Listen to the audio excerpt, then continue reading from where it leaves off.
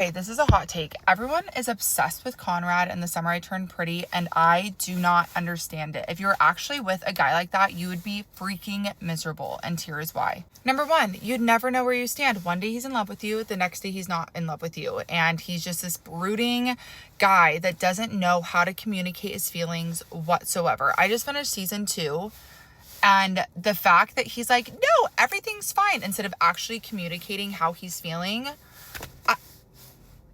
How is Belly supposed to know how you're actually feeling if you're not able to communicate it? Which leads me to my next point. Number 2, you'd be overthinking everything. And we all know what that feels like when there's someone you're interested in and you don't know what they're thinking. You're constantly overthinking yourself. And it is like the most miserable state of mind to be in, constantly guessing what someone is thinking or feeling because they're not able to articulate it. Number 3, you'd be constantly trying to fix him and managing his emotional labor onto your emotional needs and labor.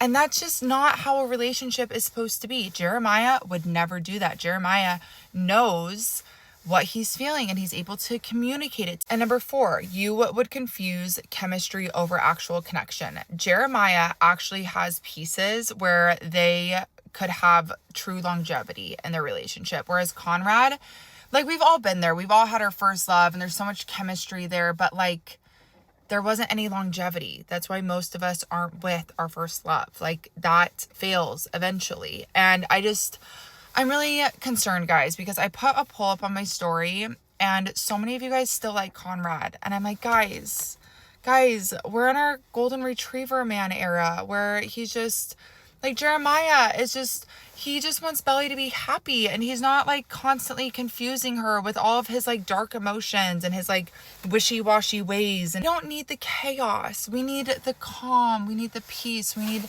the person that's just gonna shelter us from the chaos of the world instead of being the chaos themselves. I don't get it, guys. I'm really concerned.